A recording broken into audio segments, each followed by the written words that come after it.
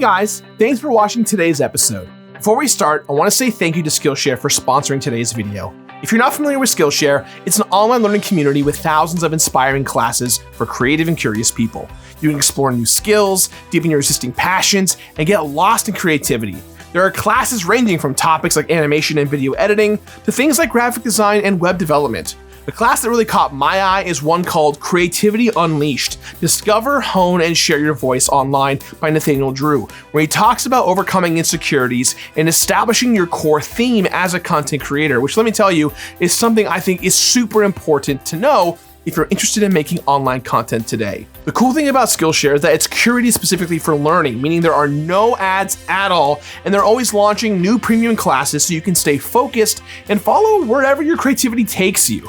And it's less than $10 a month with an annual subscription. So if you want to check out what Skillshare has to offer for you, you can join right now by clicking the link in the box down below.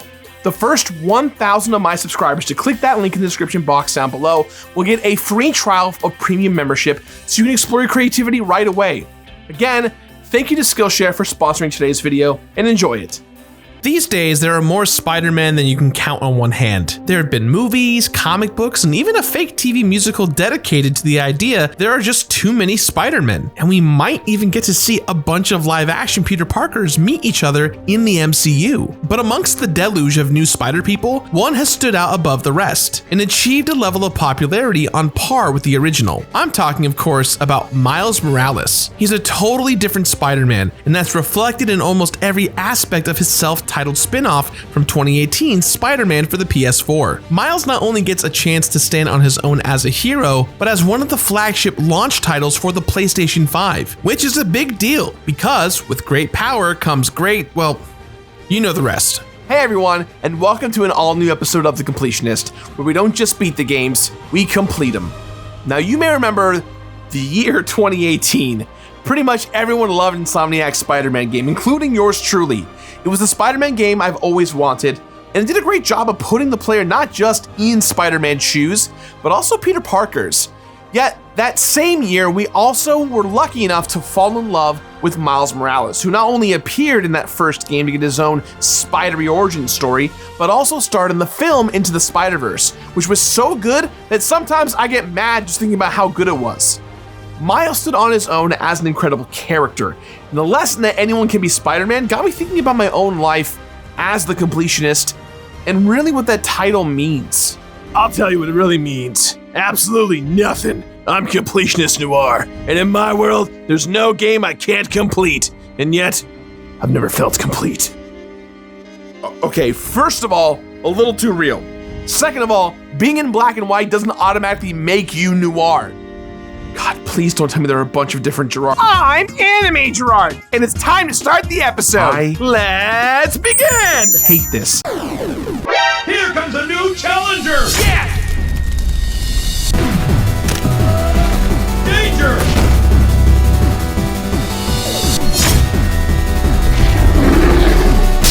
Perfect!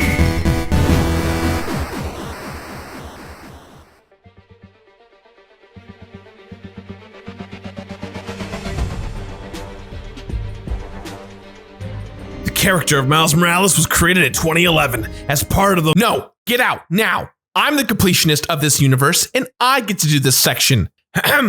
The character of Miles Morales was created in 2011 as part of Marvel's Ultimate Universe. When that universe's version of Peter Parker is killed in battle with the Green Goblin, Miles takes up the mantle, and the character's popularity has only grown since that moment. Because not only was the character's introduction a great moment for representation, allowing a whole new group of fans to see themselves in the character whose appeal has always depended on his everyman quality, but the stories were good and his suit looked super cool. And by the time Miles got pulled into Marvel's main universe a few years ago, it was just accepted there are now two Spider-Men. And okay, fine, there are technically way more than two, but between Into the Spider-Verse and now this game, it's clear that Miles can headline Spider-Man stories at the same level as Peter Parker. The character's ascension feels nearly complete. He still hasn't appeared in a live-action movie, but he got an upsettingly good animated one. And now he's finally got a spotlight in a video game all of his own, which also happens to be a follow-up to one of the biggest games of the last few years. And on top of that,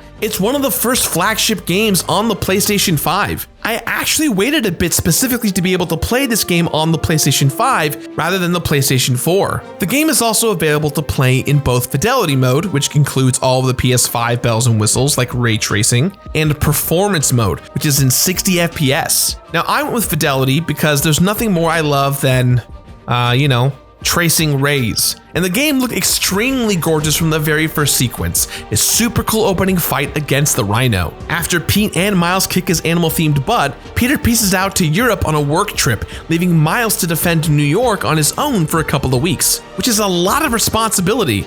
Responsibility, that thing that Spider-Man hardly ever brings up. Miles is still reeling from the events of the last game, plus juggling a new school, a new neighborhood, and his mom's campaign for city council. So of course he also finds himself embroiled in a war between an energy corporation called Roxxon and a new and very different version of classic Spidey villain, the Tinkerer. There are all sorts of twists and turns in the story that I don't really want to spoil here, but mechanics-wise, it's very similar to the last game. Swinging around the city still feels amazing, and the combat is still built on dodging and juggling huge numbers of opponents with a combo of webs, gadgets, and Miles' Venom powers. The Venom abilities are one of a couple of powers that Miles has that Peter doesn't, alongside his camouflage, which allows him to go invisible pretty much whenever, and adds new dimension to the game's many stealth sequences. Okay, so the obvious thing in the room here is that the game's map is the same as the last game, because last I checked, the island of Manhattan can't randomly change its size. But Insomniac has been upfront about the fact that this is a smaller spin-off game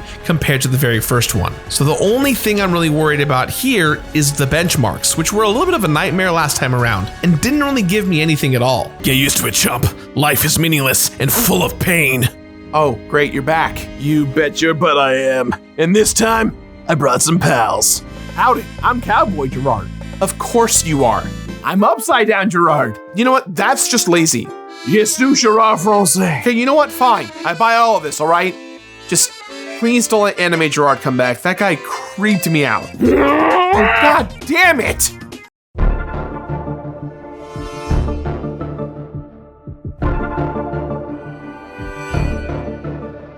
My alternate selves may have turned out to be extremely disappointing, but having multiple Spider-Men is something that continues to pay off in a huge way when it comes to telling these stories. In fact, the difference between Insomniac's two Spider-Man games is exactly the difference between Peter and Miles. The fundamental mechanics of the game may be basically the same, but it all feels different because of the texture and specificity of who Miles is as a person. There are the immediate differences. Miles is half black and half Puerto Rican, and seeing him connect with his neighbors in Harlem or speak to people in Spanish immediately makes him feel rooted in a specific community, which is something you need when your character's nickname literally has the words friendly and neighborhood in it. But he's also 17 years old, which serves as a major contrast to Insomniac's choice to center the first game on the adult Peter Parker. Spider-Man's stories have always been about balancing and contrasting the responsibilities of the superhero life with the more mundane responsibilities of growing up, which gives the story here a classic feeling while also setting it apart from the last one. And the differences between the two characters are constantly reflected in the story, down to things like their differing approaches to their secret identity. Peter is all about closely guarding his identity in order to protect his loved ones. And while Miles sort of tries to do that here, he quickly discovers a different approach and does essentially the exact opposite, protecting his friends and family by being more flexible and open with his dual identities, which has the result of giving Miles a larger support system than Pete had, and centers the story around strong personal relationships. Now, neither approach is presented as right or wrong. Miles learns a lot from Peter, but does things his own way, and the differences between them extends past the story. The writing is at least as good here as it is in the last game. There's definitely no superhero who has made me cry more than Spider-Man,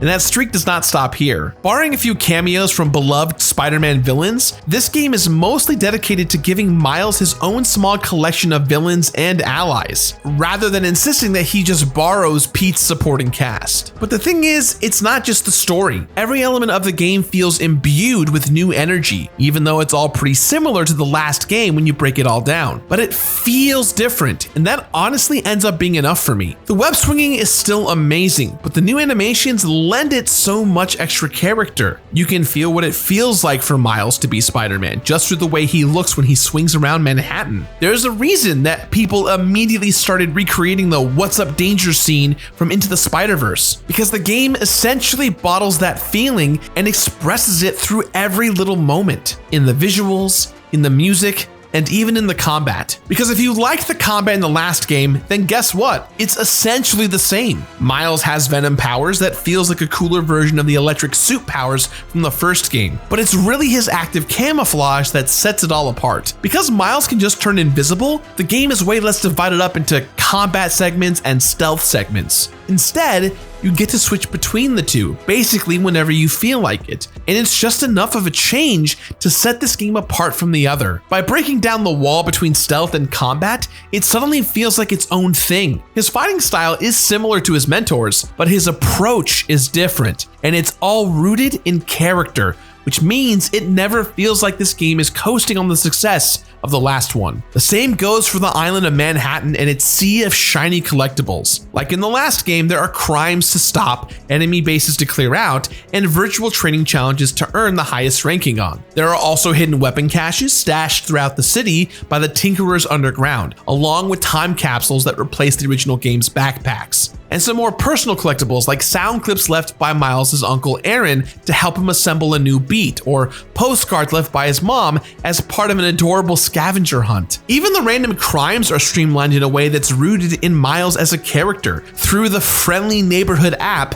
designed by his best friend Genki, which makes a ton of sense for a modern teen hero. Using the app is way better than swinging around and randomly hoping to stumble across some crime. Instead, you get to pull up the app, pick which type of crime you want, and the game directs you there. The app is also the source of a bunch of quick little side quests that are largely about connecting Miles to his new community in Harlem, like bodega owner Tio, who loans Miles that adorable cat he carries around in his backpack, or Haley, a deaf street artist that he bonds with in ASL. The map in New York is the same, but Miles has a different connection to the city than Peter, and that's felt through the side quests and collectibles, even if the actual process of finding collectibles and completing challenges is basically the same. It does exactly what a spin-off should do, which is make a familiar world feel fresh and exciting by showing it through a new lens. Because Miles may be a different person than Peter, but he's still Spider-Man. So as a result, this game expands what the act of being Spider-Man can feel like. All right, look, when Spider-Man 2018 came out, every single person out there commented on how it made you feel like you were Spider-Man. And I was guilty of that too. But now I wonder if that even means anything at all. Because feeling like a completionist clearly means something totally different for each weird-ass version of myself. And it really makes... Wait a minute, Ted? Ted, what are you doing here? And didn't I turn you into a spider last time around or something like that when we covered the last game?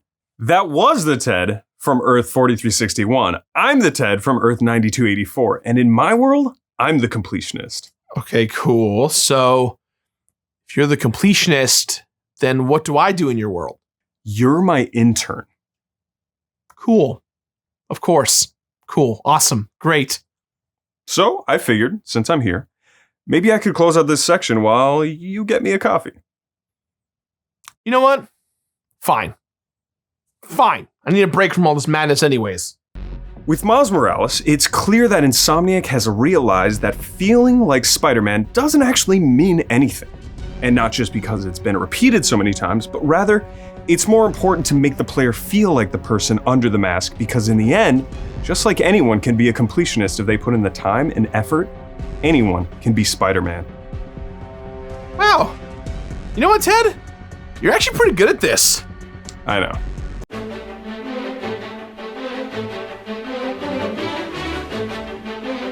Okay, so the biggest concern I've seen expressed about this game over and over is its size. When Insomniac compared it to Uncharted's Lost Legacy and said that it was a full game but not at the same size as the original, I think a lot of people got worried that it would end up feeling like a glorified expansion pack. Don't get me wrong, it's definitely smaller than the first game, which wasn't huge to begin with. But even though it's a short experience, it's a rich one, and completing it kept me from feeling cheated. It's a short game, but but there are ways to draw out the value and make it all feel worth doing. The main story is probably only about 6 to 8 hours if you're just blasting through it, though there are a few extra hours of side quests and app activities. But beating it unlocks an ultimate difficulty and the option for New Game Plus, and the game basically forces you to do New Game Plus if you want to complete it. And I don't really have a problem with that, but I do have mixed feelings about the way it's implemented. A few of the skills, one of the suits, the final level for each gadget, and a couple of suit mods are all locked behind New Game Plus, which means that even though I'd completed the map on my first file, and it says 100% on the title menu, that first playthrough isn't really completable. Those little plus signs will always be there staring at me, taunting me. So I ended up getting 100% on the New Game Plus file too, for two reasons. One, it was bugging me not having everything all done on one file, but two, and more importantly, the game was short enough that at that point I was still looking for an excuse to keep playing even after having gone through the story twice. And so I did all the challenges again, and the bases, and all of the collectibles, and side missions, and app activities, because I needed more. And also because fast travel on the PS5 is instant, so collecting everything a second time didn't even feel like a hassle. And while I was at it, I whittled away at the benchmarks, which thankfully weren't nearly as bad this time. With the last game, the experience was almost ruined by the time it took to check off the last of those benchmarks, and there are way fewer now. Some of them, like one for getting a certain number of 50-hit combos, took a bit of extra time, but I was still narrowly within the window where I was willing to do some kind of tedious activity just to keep living in this world. The trophies were the same way, not particularly strenuous, and all stuff that I was willing to do throughout the process of completing the game twice. It's a tricky balance when it comes to the late stages of completing most games. At a certain point, a lot of the time, it eventually stops being fun. With Miles Morales though, the point at which I wasn't really having fun anymore came right around the time I was finished completing it, which is honestly ideal. So sure, I would have loved for this game to be longer, but by making sure that every inch of this game has so much personality that I wanted to do absolutely everything, I still ended up with an experience that was satisfying enough to compensate for the short runtime. Because now I'm in that sweet spot of being reasonably happy with the amount of time I got with this game, while still wanting more and looking forward to whatever Insomniac wants to do with these characters. You know, while we're here, do you have anything you want to add, Completionist Ted? Ted, where did you go? Oh, hey, man. Ted's not here, dude. He's off completing games. I'm his intern, Gerard the intern. Wait, you call yourself that? Okay, you know what? This bit has gone from annoying me to bumming me out. I am now sad.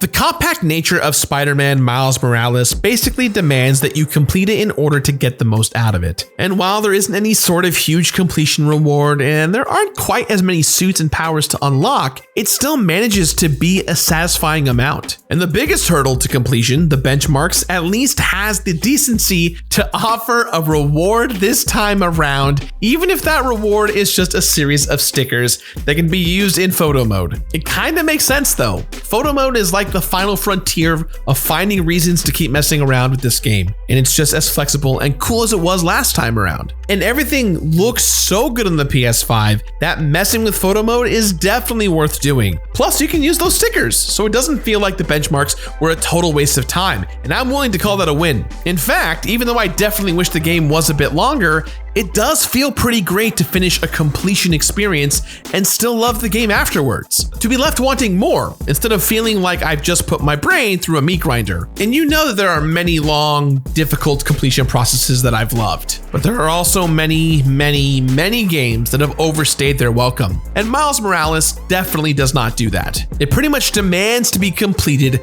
if you want to get everything out of it that you can. While I completed Spider-Man Miles Morales, there were 12 deaths across both playthroughs because the enemies do a stupid amount of damage on higher difficulties, and sometimes I would get careless just for like a second. 19 suits unlocked, along with 14 suit mods, 13 visor mods, 33 skills, and 4 upgrades for each of the 4 gadgets. 50 trophies unlocked, most of which were pretty straightforward and easy. 20 benchmarks completed, which is fewer than the last game, but each of which earned me a new sticker for photo mode. 25 hours of total playtime, which is not a lot, but each and every one of those 25 hours was enjoyable, which is more than I can say for most games for me this year. And 3,452,891, which is the exact number of rays that were traced. Probably, I don't know what ray tracing is, you guys. It's a buzzword for me at this point. Miles Morales is a worthy successor to 2018 Spider-Man, even if it is very short, but it set itself apart by building everything around its compelling lead character, which made me want to complete every single thing that I could. Because anyone can be Spider-Man, and anyone can be the Completionist as well. All it takes is a love of games and willingness to subject yourself to the grind. But there's minimal grind here, which is why me and all my alternative versions of myself give this game our Completionist rating of Complete It. Complete it!